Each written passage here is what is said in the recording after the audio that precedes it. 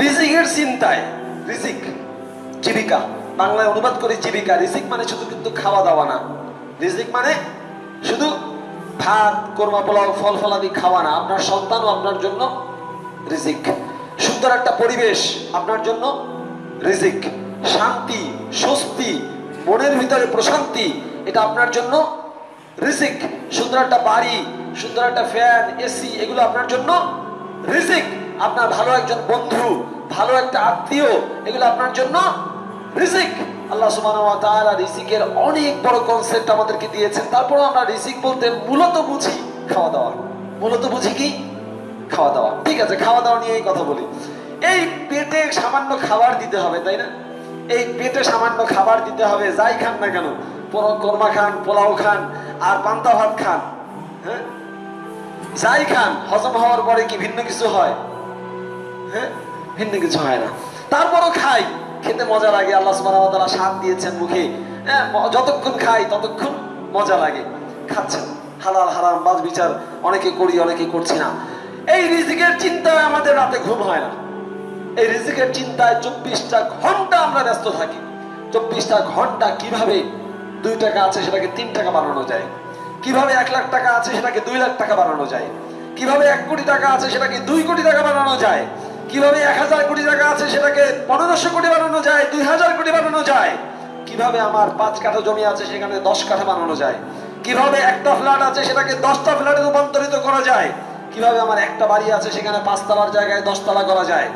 হ্যাঁ, সরকারের কাছ থেকে, রাজুকের কাছ থেকে 5 তলার অনুমতি নিয়ে কিভাবে 6 তলা 7 তলা করা যায়, হ্যাঁ, কিভাবে কি করা যায়, এটা সব ফন্দি ফিকির মাথার ভিতরে। 24টা ঘন্টা, 24টা ঘন্টা।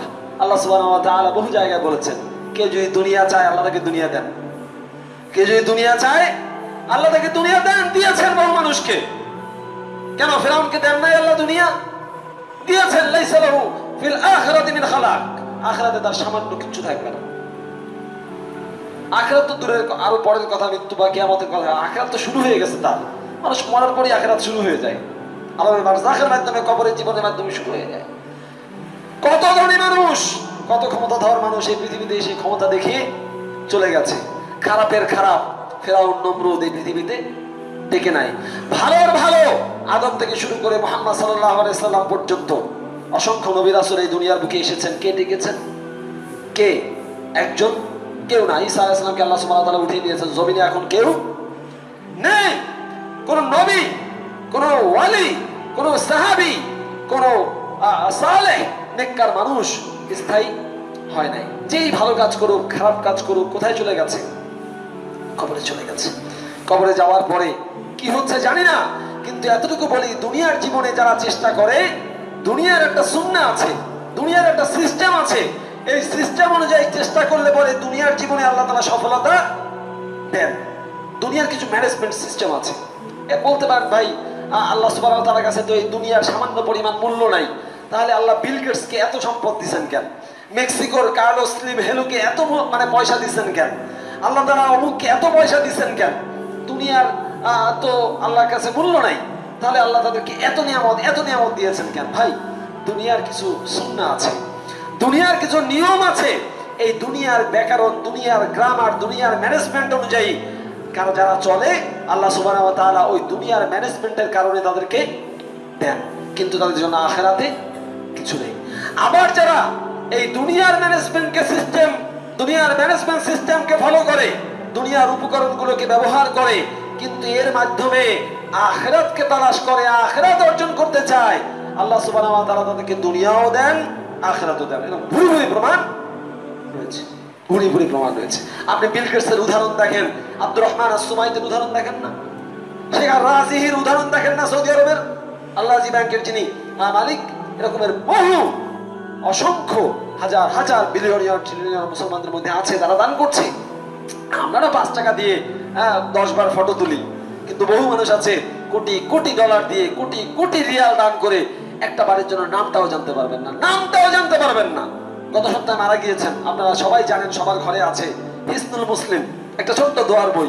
হিসনুল মুসলিম দোয়ার বই সবার কাছে আছে, আশা করি। না থাকলে কিনে নেবেন, বাংলা অনুবাদ পাওয়া যায়, কাটাপড়ে গিয়ে কিনে নেবেন। হিসনুল মুসলিম বইয়ের লেখক শেখ সাঈদ ইবনে আলী বিন ওয়াহাব আল কাহতানি এই গত সপ্তাহে মারা গিয়েছেন। আল্লাহ তাকে মাফ করুন, জান্নাতুল ফেরদাউস নসিব করুন, আমিন। তার ছেলে কয়েকদিন আগে পোস্ট দিয়েছে তার টুইটারে, আমি নিজে পড়েছি। তিনি বলছেন, আমার বাবা তার অর্থ সম্পদের একটা অংশ দিয়ে একটা মসজিদ বানিয়ে গেছেন।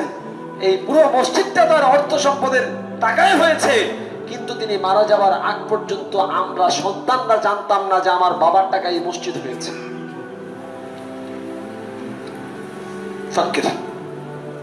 ফাক্কির চিন্তা করুন, একটু ভাবুন, চোখটা বন্ধ করে একটু ভাবুন, চোখটা বন্ধ করে একটু ভাবুন। গালি যা দেওয়ার দেন আরব ওলামা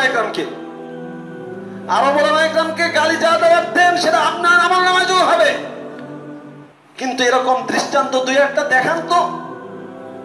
আপনি তো একটা ইট দিলে 10টা ছবি তোলেন, একটা নোট দেওয়ার আগে 10 বার না আপনার নাম ঘোষণা করতে হয়। এক ব্যাগ সিমেন্ট দেওয়ার আগে আপনার নাম না লিখলে পরে আপনি সিমেন্টের ব্যাগ দিতে রাজি হন না। মানুষ কত কিছু করে দিয়ে গেছে, মারা যাওয়ার আগে বলতে নিষেধ করেছে।